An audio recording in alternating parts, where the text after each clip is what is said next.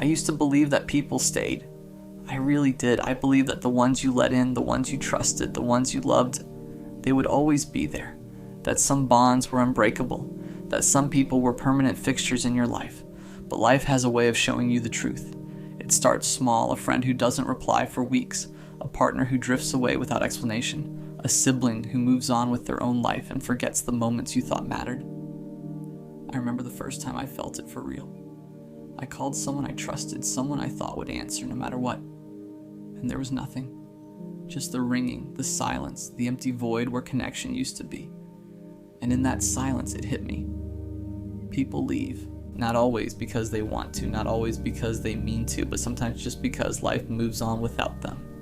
I kept trying to hold on. I tried texting, calling, making plans, being available.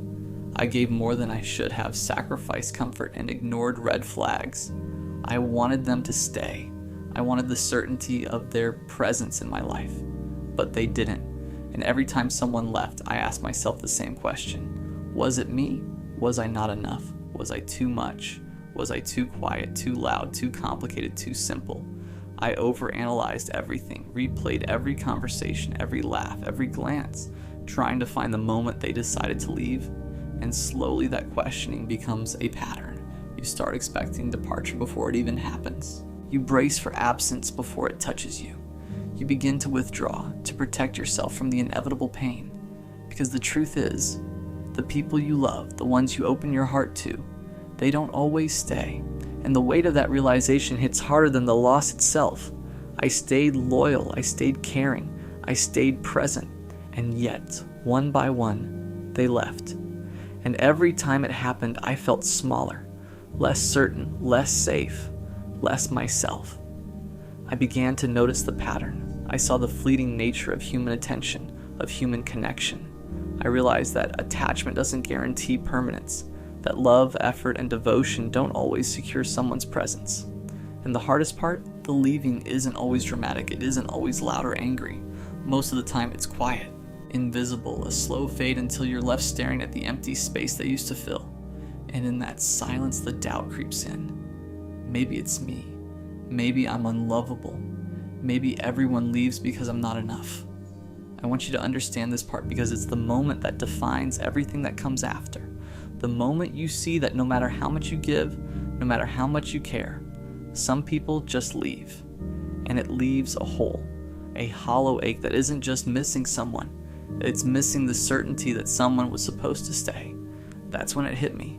It wasn't just them leaving, it was me too.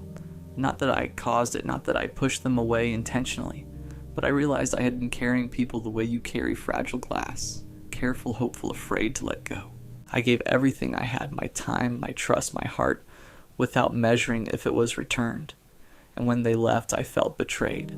But the betrayal wasn't entirely theirs. Part of it was mine. Part of it was believing permanence was guaranteed, believing that love alone could anchor someone who wasn't ready to stay. I started noticing patterns, the friends who left when I needed them most, the people who only stayed when life was convenient, the ones I chased, overanalyzed, overexplained myself to.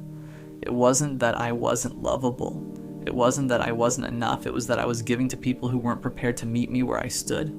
I had built my sense of security around others' presence instead of my own. I let my happiness hinge on messages that may never come, on plans that may never be kept, on people who could leave without warning. And in doing so, I allowed absence to feel like failure. I began to question why I kept myself open to that pain. Why did I care more than they did? Why did I stay longer than they could? Why did I invest my energy in people who didn't match it? And slowly, painfully, I understood. It wasn't about them leaving. It was about me learning, about recognizing my patterns of overgiving, of chasing, of hoping for something that was never fully mine, about understanding that my heart was generous, yes, but it needed boundaries, that care and devotion are valuable, but only when matched. I realized I had been mistaking attachment for love, persistence for connection, hope for reality, and that realization cut deep. Because the truth is, attachment without reciprocity isn't love. It's longing, and longing without response is a weight no one should carry forever. I began to see how my fears of abandonment, of not being enough, had shaped every interaction. I stayed longer than I should have. I gave more than I needed. I pretended that absence didn't hurt. And the more I did, the more I trained myself to accept the inevitable. Everyone leaves in the end. But the key wasn't to stop caring. The key wasn't to build walls so high no one could reach me. The key was to notice the pattern, to understand my own role in it, to reclaim the power I had been giving away. It wasn't easy. Recognition always hurts. Self-reflection always burns. But understanding the why behind the pain was the first step toward freedom. And in that understanding, I began to glimpse something I hadn't allowed myself to feel in years. Possibility. Not for them, not for the ones who left, but for me. Possibility that I could show up differently. Possibility that I could care without losing myself. Possibility that love didn't have to end with leaving. I started changing the way I showed up. Slowly at first, almost imperceptibly, I stopped over-explaining myself. I stopped chasing texts, calls, or attention that wasn't freely given. I stopped bending over backward to prove my worth. Instead of hoping people would stay, I watched how they treated me. I matched energy instead of giving more than I received. I let the ones who weren't consistent drift away without argument, without guilt, and for the first time in a long time, it felt calm. I learned the power of boundaries, real ones, not just the ones I whispered to myself at night. Boundaries that said, I will not stay in a space where I am not wanted. I will not beg for care. I will not diminish myself to keep someone around. Boundaries that felt like armor, but also like freedom. I realized something important. Leaving isn't always their choice. Sometimes it's a reflection of their own lives, their own struggles. Sometimes they leave because they can't stay. And that's not my failure. That's not a reflection of my worth. I started to internalize it. My love didn't have to be reciprocated to be valid. My care didn't have to be rewarded to matter. And the truth was, I was allowed to step back, to protect my heart, to save myself from the endless cycle of longing and loss. I practiced observing instead of reacting. I observed patterns. I observed moments where I felt drained, unnoticed, unappreciated. I observed my own feelings without judgment, and each time I reminded myself, I am enough. My presence matters. My energy is valuable. It wasn't about becoming cold or bitter. It was about becoming steady, calm, certain, about knowing my worth even when others didn't, about understanding that someone leaving didn't erase what I had to give. It just meant I had to give it to someone ready to receive it. And in that steadiness, something shifted. The panic I used to feel when someone didn't reply immediately started to fade. The ache I felt when plans fell through became manageable. I didn't stop caring. I didn't stop loving. I stopped sacrificing myself for the illusion of permanence. It was a quiet power, the kind that doesn't scream or demand. It wasn't dramatic. It wasn't flashy. But it was mine. And for the first time, I felt anchored not by someone else's presence, but by my own. I began to see life differently. People would leave. It was inevitable. But I didn't have to leave myself behind with them. I could show up fully, openly, honestly, and still walk away when it wasn't returned.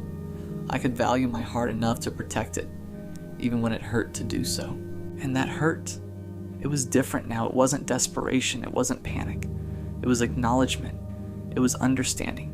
It was a lesson, a refining fire, a guide for how to move forward without losing myself. And then one day I realized I wasn't waiting anymore. I wasn't hoping anymore. I wasn't measuring my worth against who stayed or who left. I was standing firmly in my own life, in my own heart, and it was enough. I still feel the ache of absence sometimes, but it doesn't define me. I don't need people to validate my presence.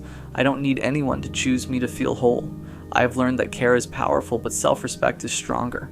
That love is generous, but boundaries protect the soul. I began showing up differently. I still care, yes, but selectively. I still give, yes, but intentionally.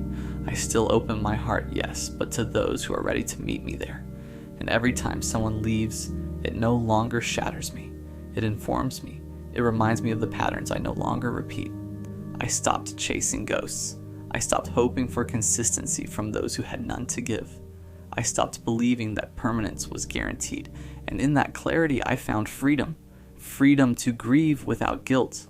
Freedom to love without fear. Freedom to exist without needing permission. The truth is, everyone leaves in the end. But that doesn't mean I am left behind. It doesn't mean my love is wasted. It doesn't mean my heart is broken beyond repair. It means I am human. It means I am learning. It means I am growing. And in that growth, I found something stronger than attachment. Myself. I walk through life knowing that people may come, people may go, and that's okay. Because I am steady. Because I am whole. Because I am not defined by who chooses to stay, but by how fiercely I choose to honor my own heart. And that changes everything. I stayed. I grew. I am ready now. I used to believe that some people were meant to be in your life forever. That once you found someone who felt like home, someone who made the world quiet and the chaos manageable, you'd never have to let them go. She was that person. Every laugh, every small touch, every moment we shared felt like proof that this was different, that this was real, that maybe, just maybe, this was the kind of love people write songs about. But the truth is, I stayed too long. I held on too tightly. I gave her all the parts of me I thought would make her stay, and somehow it wasn't enough. She started drifting, slowly, quietly. At first, it was easy to ignore. A missed call here, a delayed reply there.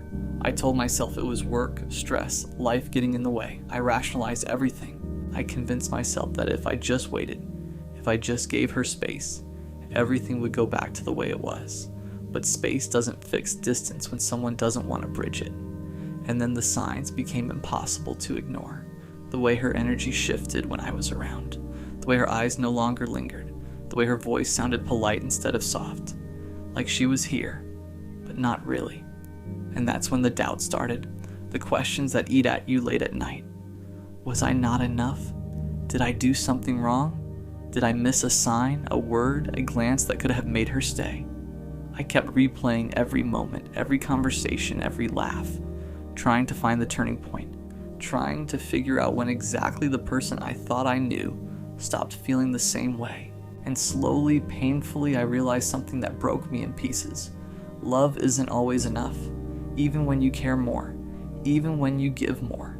Even when your heart is wide open, it's not a guarantee that the other person will choose you the way you choose them. I lost her.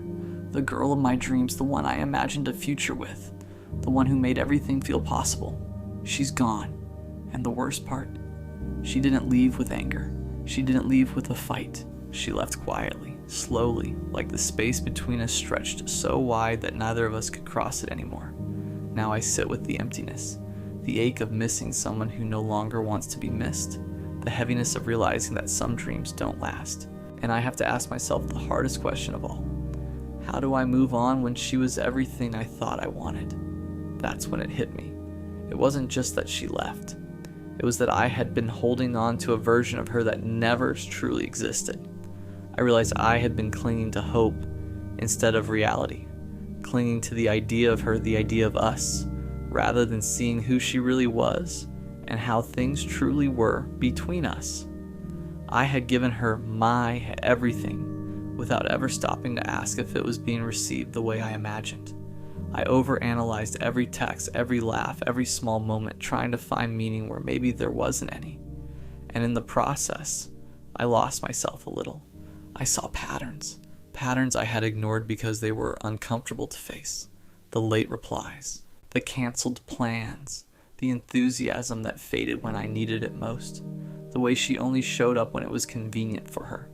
I had made excuses for her. I had rationalized it, told myself, maybe she's busy, maybe she's stressed, maybe she doesn't know how to say what she feels. But deep down, I knew the truth. She wasn't choosing me, and that's when the self-reflection got real. It wasn't that I wasn't enough. It wasn't that I loved too hard or too fast. It was that I was loving someone who wasn't ready, someone who couldn't meet me where I stood. I kept asking myself, why do I care so much about someone who doesn't care the same way? And the answer wasn't simple. I cared because I allowed myself to care. I cared because I invested my heart where it wasn't being nurtured. I cared because I believed in the what could be instead of the what is. I had been overgiving, overthinking, overhoping, and in the process I had allowed my happiness to hinge on someone else's choices. That was the real pattern, the dangerous one, the one that left me feeling empty, desperate, and questioning my worth. The realization was painful, but it was also freeing. It wasn't about blaming her, it wasn't about resenting her for leaving. It was about understanding how I got here, about seeing the ways I had let hope blind me to reality, about recognizing the parts of myself I needed to protect moving forward. It wasn't easy to admit, but I had to face it.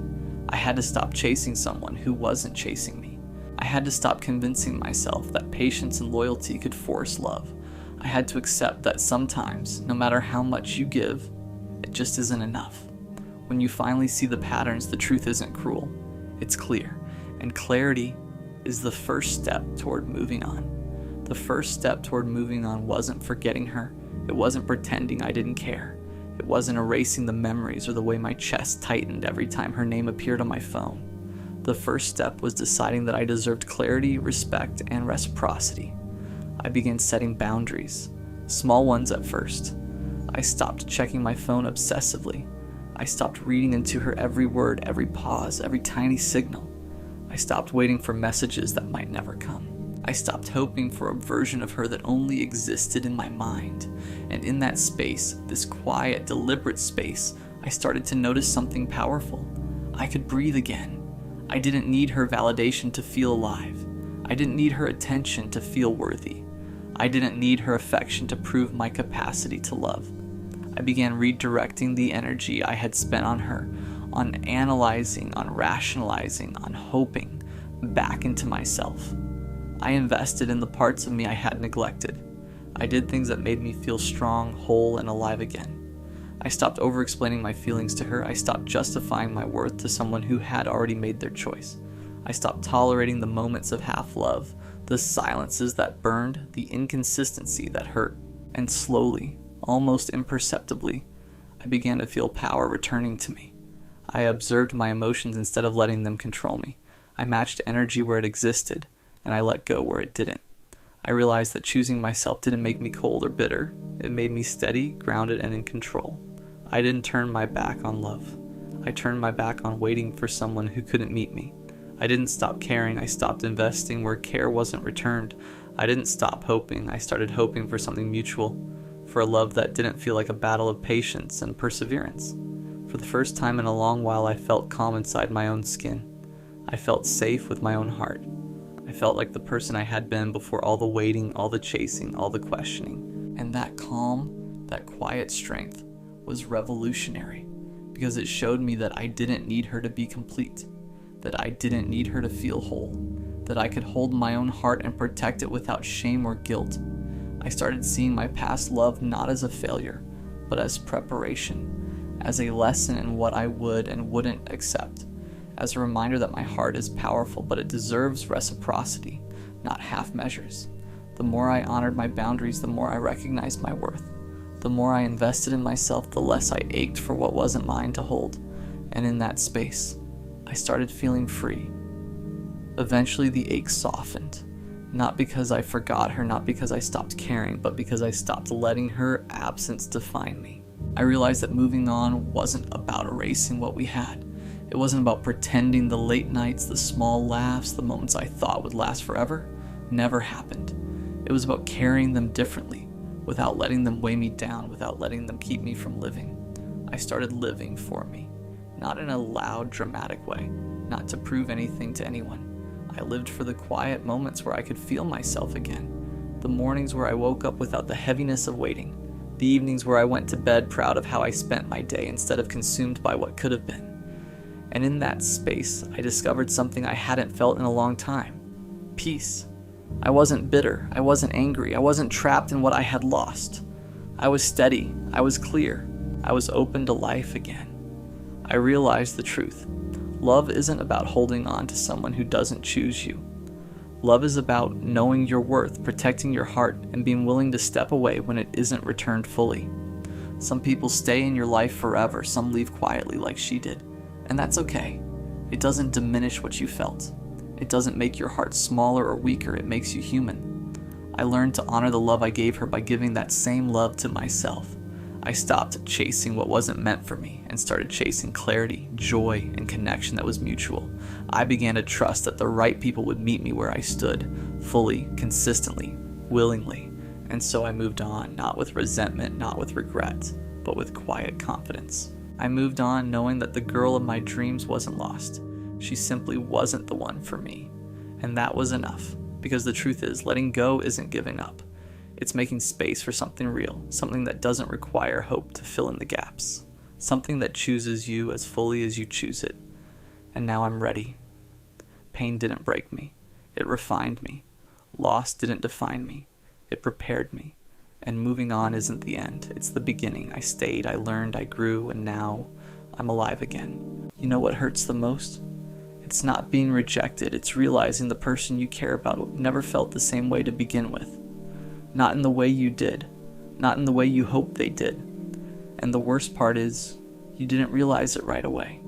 Because at first everything felt real. The conversations felt natural. The laughs felt genuine. The late night talks felt personal.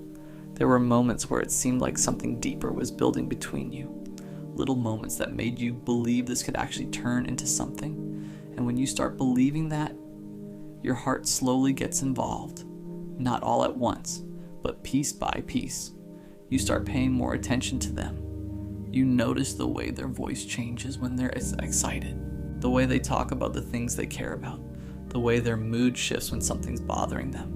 You start remembering small details about them without even trying. Things they mentioned once in passing. Their favorite music, their favorite food, the stories about their past, and without realizing it, they begin taking up more space in your mind.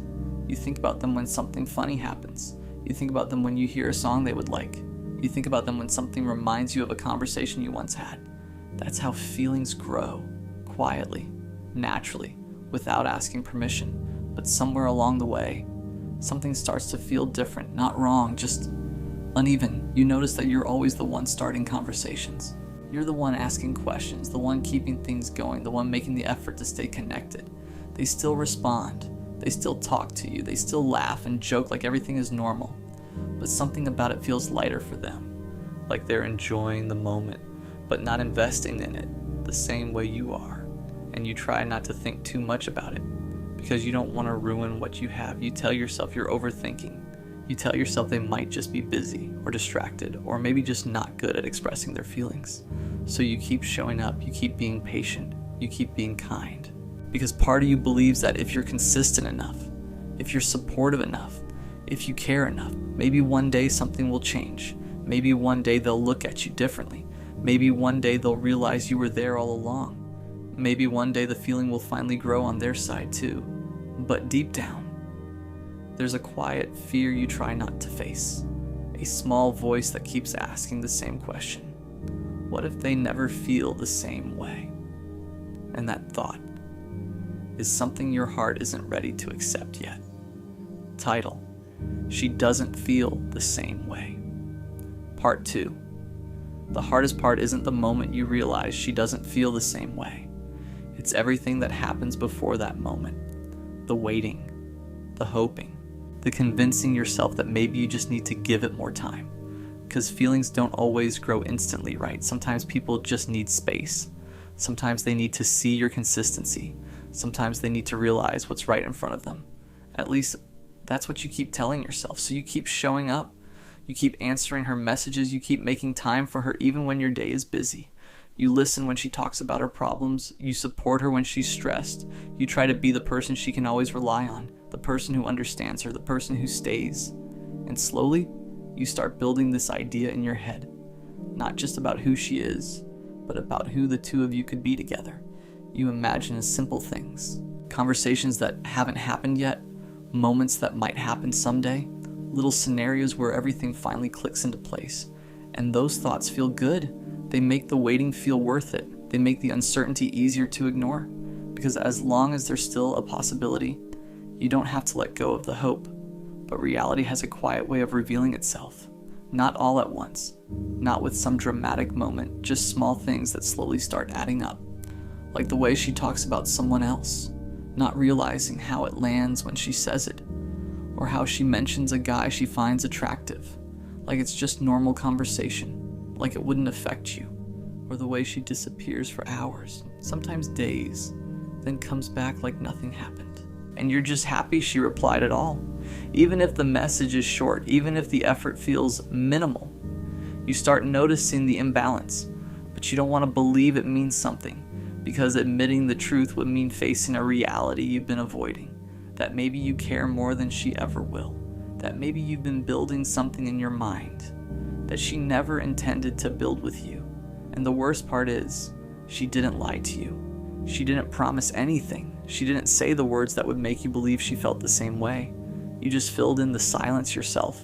You interpreted the kindness as something deeper, the attention as something meaningful, the connection as something mutual. But kindness isn't always love. Attention isn't always interest. And connection doesn't always mean someone sees you the way you see them. And slowly, the truth starts getting harder to ignore. Not because she suddenly tells you, but because her actions begin saying something your heart can't keep pretending not to hear. She doesn't feel the same way. And the longer you hold on to hope, the heavier that realization becomes. At some point, the truth stops whispering, and it starts becoming impossible to ignore. Not because she finally sits you down and says the words. Most of the time, that conversation never even happens. The truth shows up in quieter ways than that. It shows up in patterns, in effort, in the way someone chooses to show up in your life, or the way they don't. You start noticing things you used to overlook. How you're always the one starting the conversation. How if you stop texting first, the silence stretches longer than you expected. Hours, sometimes days, and eventually you break. You send the message anyway, because pretending you don't care feels harder than admitting that you do. You start noticing the energy difference too. How excited you are when she replies, and how normal it seems for her, like your presence in her life is something she can take or leave, not something she's worried about losing. That realization hurts in a very specific way, because you're not asking for everything. You're not asking for grand gestures or dramatic confessions. You're just asking for something simple, to feel chosen. But when someone truly wants you, you don't have to beg for that feeling. You don't have to analyze every message. You don't have to question whether you matter. It becomes obvious, and that's when the realization finally hits you. Not all at once, but slowly, like a weight settling on your chest.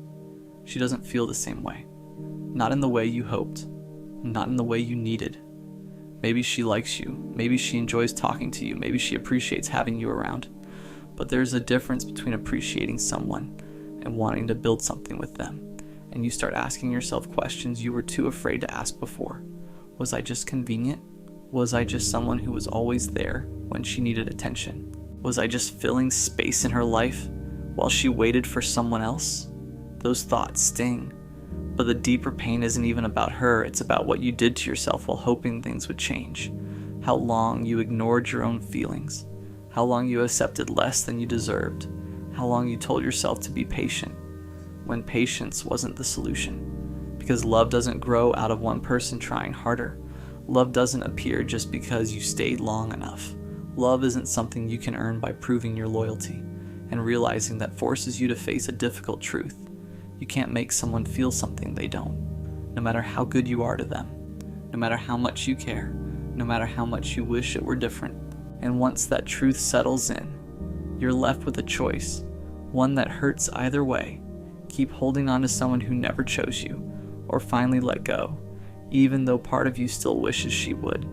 Because the hardest thing about loving someone who doesn't feel the same way isn't losing them. It's accepting that you were never really theirs to begin with. At first, letting go doesn't feel like strength. It feels like defeat, like you're walking away from something that could have worked. If only things were slightly different. If only she saw you the way you saw her. If only she realized how much you cared. If only timing was better. If only you had said the right thing at the right moment. Your mind keeps replaying those what ifs over and over again, because your heart would rather believe in a small chance than accept a painful truth. But eventually something starts to shift inside you. Not dramatically, not overnight, just slowly. You start noticing how tired you are. Tired of hoping, tired of waiting, tired of checking your phone for a message that may or may not come. Tired of feeling like your happiness depends on someone else's attention. And that's when a different kind of realization hits you, one that hurts, but also frees you. You didn't lose her because you never had her. What you lost was the version of her you created in your mind, the version that loved you back, the version that chose you, the version that saw your worth the same way you saw hers. But that version never actually existed. It was just hope, and hope can be beautiful, But when it's built on the wrong person, it slowly becomes something painful.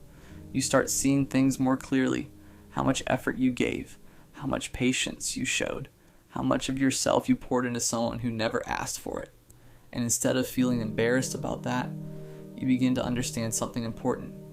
There's nothing wrong with loving deeply. There's nothing wrong with caring. There's nothing wrong with believing in someone. The only mistake is giving all of that to someone who was never willing to meet you halfway. And the truth is, one day you're going to meet someone who does. Someone who doesn't make you question where you stand. Someone who doesn't make you guess how they feel. Someone who doesn't make you feel like loving them is a risk. Because when someone truly wants you, you won't have to convince them. You won't have to compete for their attention. You won't have to sit there wondering if you're enough. They'll show you clearly, consistently, without confusion. And when that happens, you'll look back at this version of yourself. The one who stayed too long, the one who hoped too hard, the one who loved someone who couldn't love him back. And instead of feeling regret, you'll feel something else. Gratitude. Because that experience didn't break you, it taught you. It taught you what love shouldn't feel like. And most importantly, it taught you that the right person will never leave you wondering why they don't feel the same way. Because when someone truly loves you, you'll never have to ask that question again. Why doesn't she love me? I met her on a Tuesday. Nothing special about the day, no rain, no music playing in the background, no movie moment, just a random Tuesday. She sat 2 seats in front of me in class, laughing with her friend about something I couldn't hear, but I remember thinking one thing. I want to know what makes her laugh like that. The first time we talked was stupid. I dropped my pen. She picked it up before I could. Here, she said, smiling. 3 seconds. That's how long the conversation lasted. But for some reason, I thought about it the rest of the day. Weeks passed. Eventually, we started talking more. At first, it was small things, homework, classes, teachers we both hated. Then it became normal. We'd sit next to each other, walk out of class together, send random messages late at night. And somewhere along the way, I started noticing things. The way she tucked her hair behind her ear when she was nervous. The way she laughed at her own jokes. The way she said my name. That's when it happened. I liked her. Everyone around me knew it before I admitted it. My friends would say things like, "Bro, you're down bad." I'd laugh it off. But they were right. Because suddenly everything I did started revolving around her. I'd check my phone hoping she texted. I'd replay conversations in my head. I'd think about what she meant when she said something, over and over again. One night we were texting. It was past midnight. The conversation slowed down until it turned into one of those deep talks people only have when they're tired. She told me about her fears, about how she overthinks everything, about how she's scared of getting hurt. And I remember staring at my screen thinking, how could anyone hurt someone like her? Then she sent a message. "Thanks for always being there." That sentence felt like winning the lottery. Months passed like that. Same routine, talking, laughing, late night conversations, but something was missing. Something obvious. She never flirted, never hinted, never gave me the signals everyone talks about, but she also never left. So I convinced myself it meant something. One day my friend asked me a question. "Have you told her you like her yet?" I laughed. "No." "Why not?" I didn't have an answer. The truth, I was scared, not of rejection, but of losing what we already had. Then one afternoon everything changed. We were sitting outside after class. The sun was going down. People were walking past us. She was telling me about some guy in her class. "Yeah, he's really nice."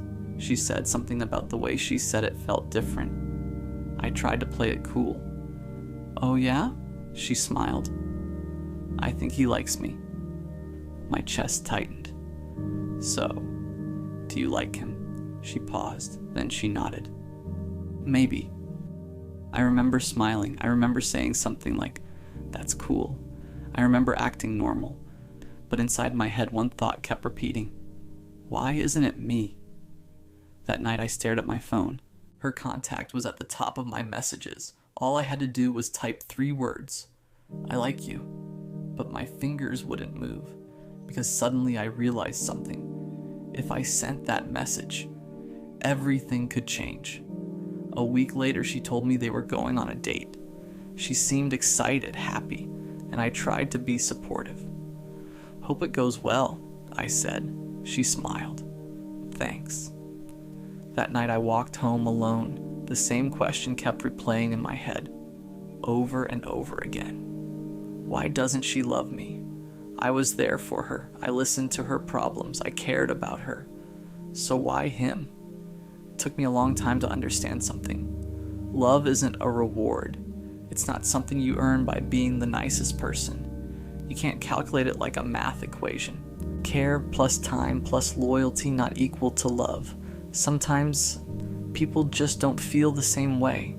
Months later, we stopped talking as much. Not because we fought, just because life moves on.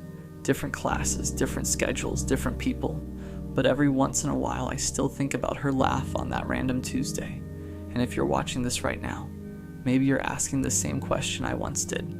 Why doesn't she love me? And the answer might be something you don't want to hear.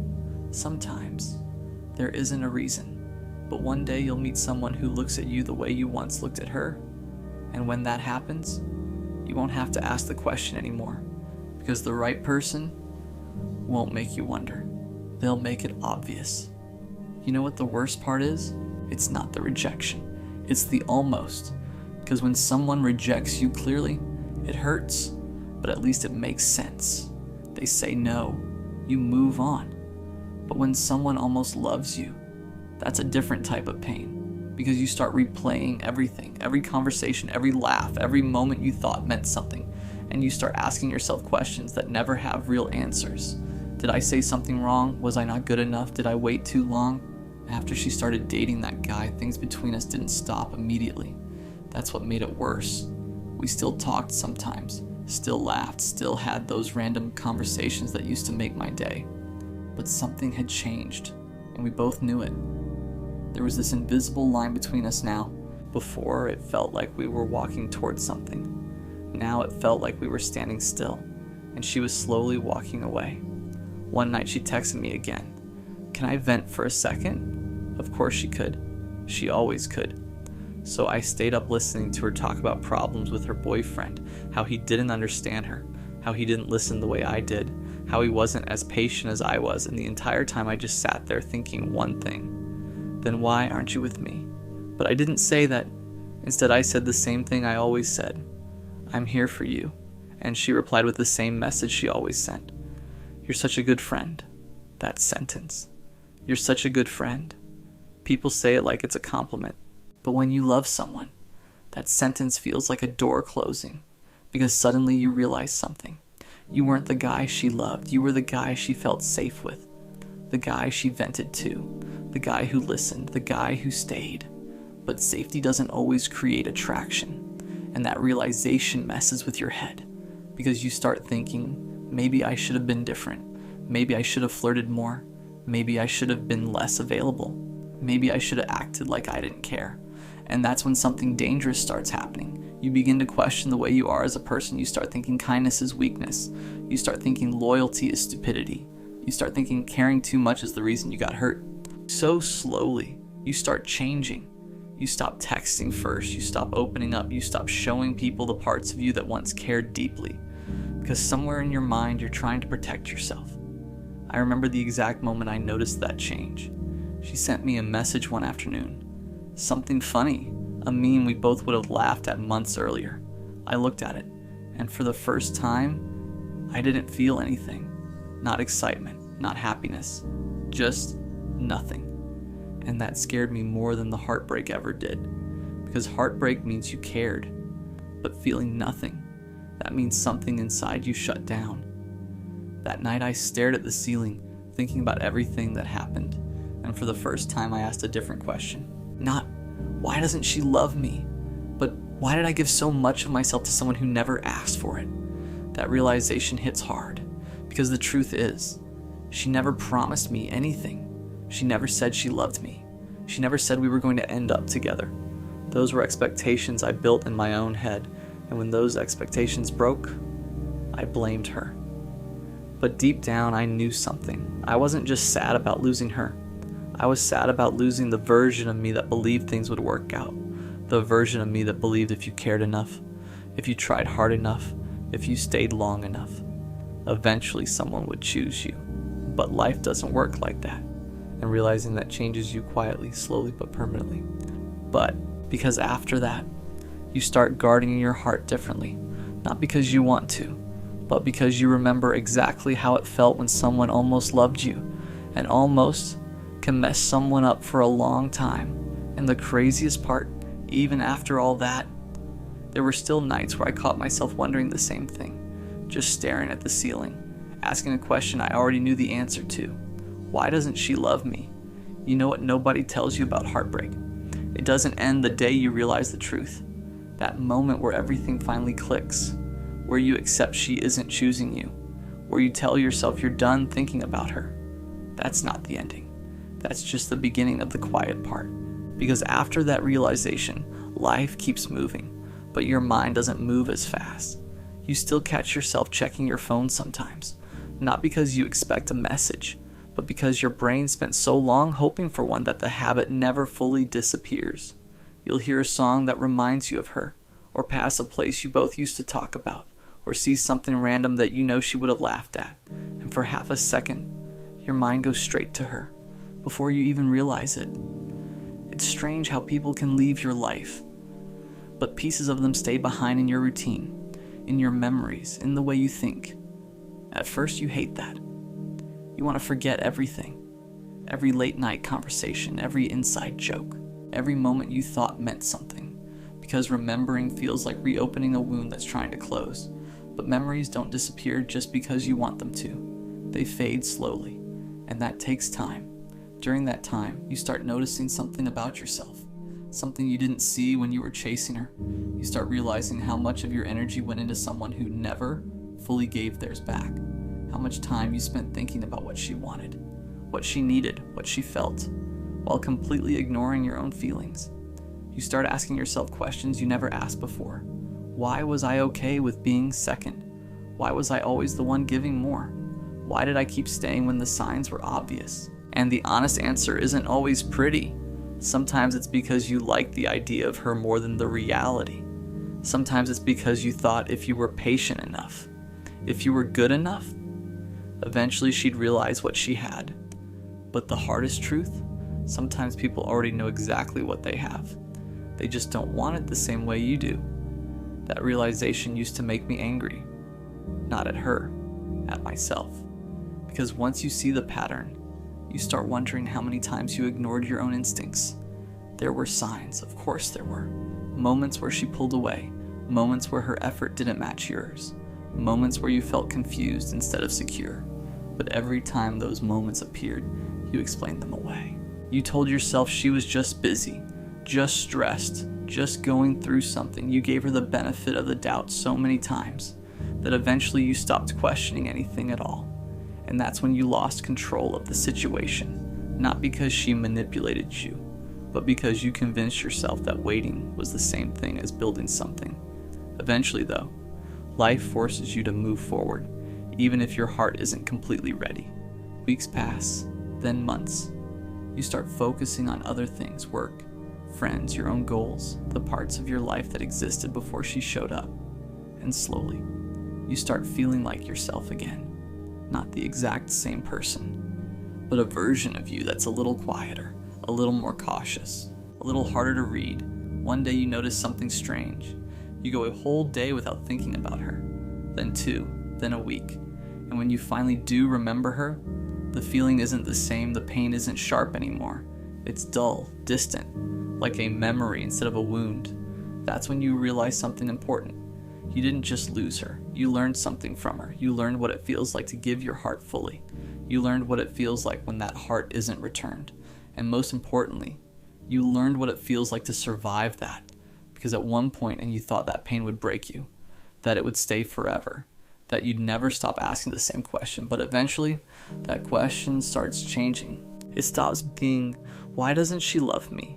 And starts becoming something else. Something quieter, something more honest. Why did I believe someone who never chose me was meant for me? You know what's strange? For the longest time, the question stayed the same. Why doesn't she love me? It sat in the back of your mind like a locked door you couldn't open. You replayed every conversation, every moment, every small detail, trying to find the exact second where something went wrong. Maybe if you had said something different. Maybe if you had waited longer. Maybe if you had been more patient, more confident, more interesting, more enough. That's the dangerous part about unreturned love. It convinces you that the problem must be you. Because if the problem is you, then at least it means you could have fixed it. But the truth is something most people don't realize until much later. Love isn't a test you pass by trying harder. It's not a reward you earn by being patient. It's not something you convince someone to feel. Real love happens naturally. Two people choosing each other. Not one person chasing while the other hesitates. Not one person waiting while the other decides. Choosing freely every day. And once you understand that, something inside you shifts. You stop looking back at the situation as a failure. You start seeing it as clarity. Because if someone doesn't love you, it doesn't mean you were unlovable. It just means you were loving the wrong person. That realization takes time to accept. At first, it almost feels unfair. Because you gave so much. Your time, your attention, your loyalty, your patience. And in the end, you didn't get the ending you hoped for. But something else happened instead. You changed. You became more aware, more protective of your energy. You started noticing the difference between interest and convenience, between effort and empty words, between someone who enjoys your attention and someone who genuinely values your presence. That kind of awareness doesn't come from easy love. It comes from heartbreak. And one day, without even realizing it, you stop thinking about her in the same way. You remember the story, but you don't feel trapped in it anymore. She becomes part of your past, not the center of your future. And when you think back to the question that once consumed you, why doesn't she love me? You finally understand something. It was never the right question. The real question was never about her feelings. It was about your worth. And the moment you stop measuring your value through someone else's love, that question disappears completely, because the truth is simple. Someone out there will meet you, and they won't hesitate. They won't need time to figure it out. They won't treat you like an option. They'll see you, they'll choose you, and they'll make that choice obvious. When that day comes, you won't be asking why someone doesn't love you anymore. You'll finally understand that the right person never makes you question it in the first place. I think the hardest part about something ending is realizing it was already ending while you were still trying to save it. When I look back now, I can see it clearly. The small pauses, the delayed replies, the way their voice changed just slightly. Not enough to call it out, but enough to feel it. But back then, I called it stress. I called it timing. I called it, we're just going through a phase. Because admitting it wasn't meant to last would have meant admitting I was holding on to something already slipping through my hands. It didn't start badly. That's the thing. It started with intensity, with late night conversations that made sleep feel optional, with inside jokes that felt sacred, with that rush of feeling chosen, like out of everyone in the world, they saw me. And when you feel seen like that, you don't question it. You don't prepare for it to end. You just lean in. I leaned in fully. I memorized their patterns, their favorite songs, the way they said my name when they were tired. I built a version of the future in my head without even realizing it. Not a marriage and forever. Nothing dramatic, just consistency. Just comfort. Just them. Staying. But somewhere along the way, I started feeling like I was the only one building. They still talked to me, still laughed, still said the right things. But something was missing. Effort. And when effort slowly disappears, you start replacing it with your own. I texted first more often. I asked deeper questions. I reassured them when they seemed distant. I made excuses for their silence. They're just busy. They're going through something. It's not about you. And maybe it wasn't. But that didn't change the feeling. The subtle loneliness of being connected to someone who is already detaching. I felt it before I admitted it. That quiet instinct that whispers, this feels different now. But I ignored it because I didn't want to be dramatic. Because I didn't want to lose them. Because I thought love meant fighting harder when things got uncertain. What I didn't understand yet was that love isn't proven by how hard you fight alone. And sometimes something isn't falling apart because you didn't try enough. Sometimes it's falling apart because it was never meant to stay together. But I wasn't ready to accept that yet, so I stayed, and I tried, and I hoped, even when deep down a quiet part of me already knew this wasn't going to last. The realization didn't hit all at once. It wasn't some dramatic fight. No screaming, no slam doors, no final speech about how we want different things. It was quieter than that. It was in the space between texts. The way replies became shorter. The way conversations that used to flow for hours started feeling forced after 5 minutes. I remember staring at my phone one night, reading the same dry message over and over, trying to find hidden meaning in it. Maybe they were tired, maybe they didn't mean it that way, maybe I was overthinking. I was always the one overthinking. But overthinking only happens when something feels off, and something felt off. They didn't ask about my day the way they used to. They didn't notice small changes anymore. They didn't look at me the same. And when someone stops noticing you, that's when it starts ending. I tried to compensate. I became lighter, easier, less needy. I stopped bringing up things that bothered me. I told myself not to ruin the vibe. I convinced myself that if I could just be a little more patient, a little more understanding, a little less emotional, maybe it would go back to how it was. But here's the truth I didn't want to face. When something is fading, you can't love it back to life. You can't effort your way into someone's certainty. You can't compete with someone's indifference, and I started to feel tired. Not of them, but of carrying it. Carrying the conversations, carrying the reassurance, carrying the hope. It felt like holding water in my hands. The tighter I tried to grip it, the faster it slipped through my fingers. There was one moment I'll never forget. We were together, physically in the same space, but emotionally it felt like there was an ocean between us. They were talking, smiling, present, but not with me. And that's when it hit. You can feel alone even when someone is sitting right next to you. That kind of loneliness is different. It's heavy, because it forces you to admit something. You're fighting for something the other person already let go of. I went home that night with a quiet ache in my chest. Not heartbreak, not yet, just clarity trying to break through denial. I lay in bed replaying everything. The beginning, the excitement, the promises that weren't promises but felt like them. And for the first time, I allowed the thought to fully form. Maybe this isn't temporary. Maybe this isn't a phase. Maybe this is the end, just stretched out slowly so it doesn't look like one. And that's when the question changed. It stopped being, how do I fix this? And started becoming, why am I trying to save something that doesn't want to stay? That's a painful question, because once you ask it, you can't unsee the answer. And the answer was simple. It wasn't that I wasn't enough. It wasn't that I didn't try hard enough. It wasn't that I failed. It was that this, whatever it was never meant to last. And deep down, I think we both knew it. I was just the only one still trying to pretend otherwise. Letting go didn't happen the day it ended. It happened in layers. First, I stopped arguing in my head. I stopped replaying conversations trying to decode where it shifted. I stopped rewriting the past to make it feel fixable.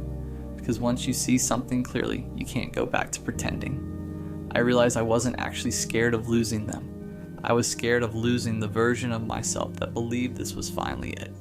The version of me that thought, maybe this time it'll stay. That's what I was grieving. Not just the person, but the hope.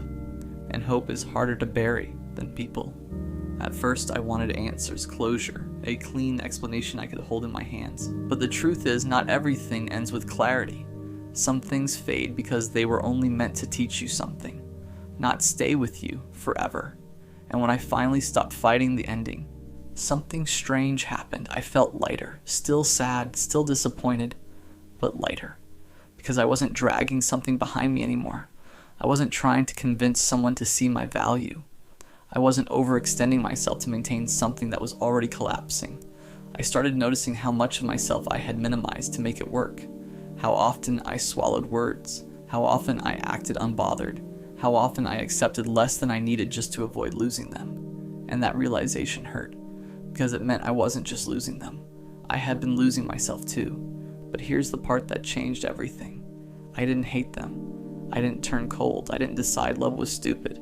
I didn't convince myself I'd never care again. I just understood. Some people come into your life not to stay, but to show you what you tolerate. to show you how deeply you can love, to show you where your boundaries should have been. And once the lesson is learned, the connection has no more purpose. That doesn't make it meaningless, it just makes it temporary. I stopped romanticizing what it could have been. I stopped imagining alternate endings. I stopped wishing they would wake up one day and suddenly become the version I needed. Because if someone has to transform completely to love you properly, they were never aligned with you to begin with. Letting go wasn't loud, it was quiet. It was choosing not to text, not to check their social media, not to ask mutual friends how they were doing. It was choosing peace over curiosity, and slowly I started feeling like myself again. The version of me that didn't revolve around someone else's attention. The version of me that felt steady without external reassurance. The version of me that understood if it was meant to last, it wouldn't have required me to shrink. And that's when the bitterness disappeared. Because I wasn't rejected. I was redirected. It wasn't taken from me. It was removed. And there's a difference. I used to think every ending meant failure. Like if something didn't last, it must not have been real. Or I must not have tried hard enough. Or maybe I just wasn't enough to make someone stay. But now I see it differently. Some things are real even if they're temporary. Some connections are intense because they were never designed for longevity. They burn bright. They feel significant. They teach you something and then they end. Not because you ruined them. Not because they were fake, but because they fulfilled their purpose. It was never meant to last. And that doesn't make it a waste. It made it a chapter. I stopped asking, why didn't it work? And started asking, what did it teach me? It taught me how quickly I attach when I feel understood. It taught me how deeply I love when I feel chosen. It taught me how easily I ignore my intuition when I'm afraid to lose someone. But it also taught me something else. I don't want half effort. I don't want uncertainty disguised as mystery. I don't want potential. I want consistency. I want something that doesn't require me to question it every night. Something that doesn't feel like I'm constantly auditioning for reassurance. Something that doesn't slowly drain me while I call it love. And if that means some things end early, good. Because I'd rather something end than stay in a space where it was quietly deteriorating. I no longer romanticize what we could have been. Because what we could have been would have required them to become someone else. And love shouldn't require transformation to feel secure. It should feel aligned. Now when I look back, I don't feel anger. I feel gratitude. Gratitude that it didn't drag on longer than it needed to. Gratitude that it showed me my patterns. Gratitude that it forced me to raise my standards instead of lowering them further. The ending wasn't a punishment, it was protection. And maybe the most powerful realization of all is this. If it was meant to last, it would have required effort from both sides. It would have felt steady. It would have grown naturally instead of being forced. Love that's meant for you doesn't make you anxious. It doesn't make you question your worth. It doesn't slowly fade while you're fighting to keep it alive. It stays. And if it doesn't stay, let it go. Because not everything that feels intense is meant to be permanent. Some people are lessons, some are mirrors, some are reminders, and some are simply experiences that prepare you for something deeper. But it was never meant to last. And now, I'm finally okay with that. Not because it didn't matter, but because I matter more.